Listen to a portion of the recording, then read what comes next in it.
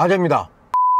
안녕하세요, 아재입니다. 네, 며칠 전 이제 영상이 하나 터졌어요. 진짜 정말 그날 정말 대충 찍었거든요. 영상 보고 뭐 이렇게 진짜 그러다 보니까 진짜 뭐 별 내용 없는데 한 15만 명이 조회를 해주시고, 그 영상을 통해서 한 300분 정도가 그 허접한 영상을 통해서 구독을 눌러 주셨습니다.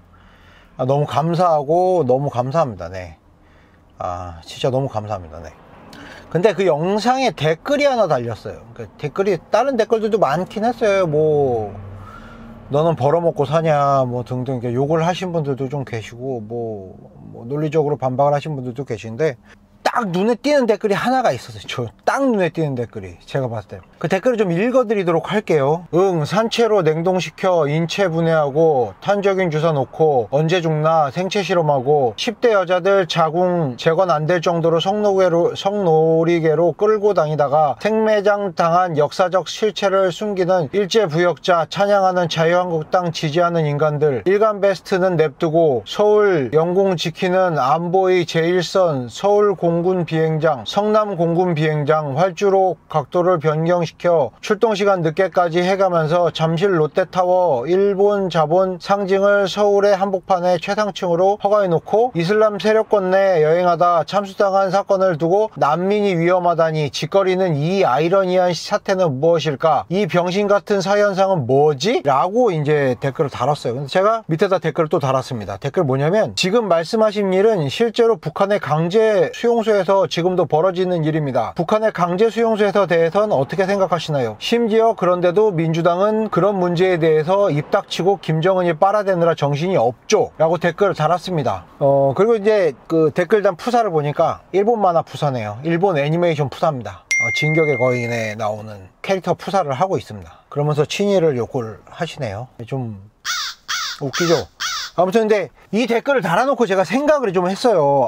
그러면 저도 이제 어렴풋이 그 강제노동 수용소에 대해서 얘기를 알고 있었는데, 정확히 어떤 팩트가 있을까에 대해서 좀 조사를 해봤습니다. 근데 네이버에 딱 치니까 바로 나와요. 어떤 내용이냐면, 또 읽어드릴게요. 2015년 7월 2일 날 연합뉴스에서 발표한 뉴스입니다. 북한 생화학무기연구원 생체실험 자료 들고 망명이란 제목입니다. 그 내용 중엔 이런 내용이 있어요. 당시 그는 15기가 분량의 생체실험 자료를 담은 이동식 저장장치를 갖고 있었던 것으로 알려져 북한의 생체실험 만행이 밝혀질지 주목된다. 이 씨는 망명 과정에서 북한 주민들을 연구소 지하 2층에 있는 유리 속에 가둬놓고 살인가스 실험을 했다고 폭로한 것으로 전해졌다. 국가안전보위부가 정치범이나 기독교 신자들을 실험 대상으로 공급했다는 것이다.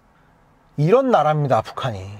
보고 내가 좀 놀랐어요. 이 기사를 보고 좀 깜짝 놀랐어요. 진짜로 그냥 어렴풋이 알고 있었는데, 이런 식으로 우리가 일제시대 때 마루타라고 불리던 그런 실험을 북한은 지금 실제로 정치범 수용소에서 벌이고 있다는 거예요. 그리고 또 다른 정치범 수용소에 대한 기사들도 좀 있습니다. 제가 좀 찾아봤는데 이것도 연합뉴스예요. 연합뉴스 기사 입력은 2018년 1월 26일입니다. 북한 정치범 수용소 인권 침해 심각, 당장 해체하라. 북한 인권단체, 북한에 박해받는 사람들을 기억하는 사람들 기자회견, 이렇게 나와 있습니다. 그 내용은 또 이랬습니다. 이들은 북한 정권은 국제사회를 속이고 정치범 수용소를 설치해 사상과 신앙의 자유를 억압하고 공개 처형, 자유 침해, 불법적인 구금, 조사, 외국인 납치 등 말로 형용할 수 없는 범죄 행위를 저지르고 있다며, 북한의 반인도적인 범죄와 심각한 박해가 멈출 수 있도록 대한민국의 국민이 침묵에서 벗어나 용기 있게 일어나길 바란다 강조한다. 또 이런 것도 있어요. 오빠는 이후 영하 30도의 혹한에서 옷과 신발이 벗겨진 채 고문당했다고 전해들었다. 뭐 이런 내용들이 있는 거예요. 심지어 이제 또 북한의 강제 수용소, 이제 정치범 수용소라 불리는 수용소가 얼마나 있는가에 대해서도 이제 조사를 좀 해봤습니다. 지금 현재 밝혀진 그러니까 공간만 6곳이라고 해요. 개천, 북청, 요덕, 화성, 청진, 회령.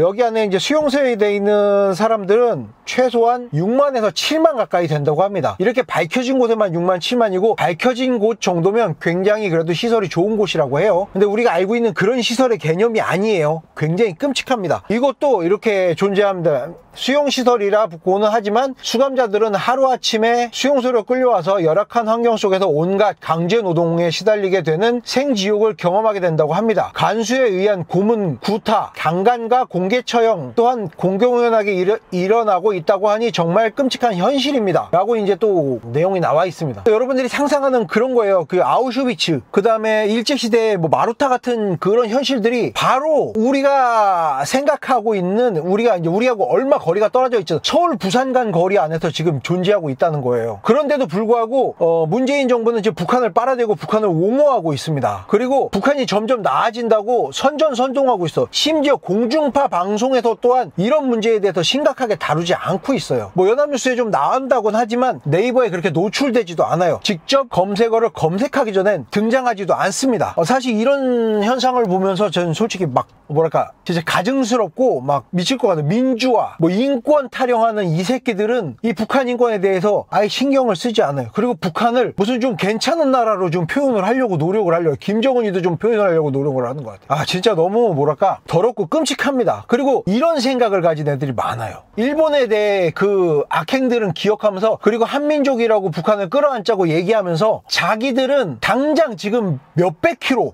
서울 부산 거리 안에 존재하는 그 끔찍한 그 강제 수용소에 대해서 입을 닥치고 있습니다. 심지어 댓글을 단 사람은 오늘 또 낮에 또 그 댓글을 또 달았거든요. 북한은 뭐 중요한 게 아니라는 둥, 뭐 민주 사회 시민들을 뭐 보호하자는 둥, 궤변들을 막 해요. 난 솔직히 말하면서 이런 사람들이 많다는 거에 대해서 정말 두려움을 느낍니다. 답답하고 두려운데 영상 또 한 줄로 정리해 볼게요. 일제시대 때 마루타, 그리고 강제노동, 이런 매체나 영화들이 나오고 있는 현실에 실제로 서울 부산 간 거리에서 벌어지고 있는 아우슈비츠가 존재합니다. 좀 경각심을 가져주셨으면 좋겠어요. 이상 아재충이었습니다.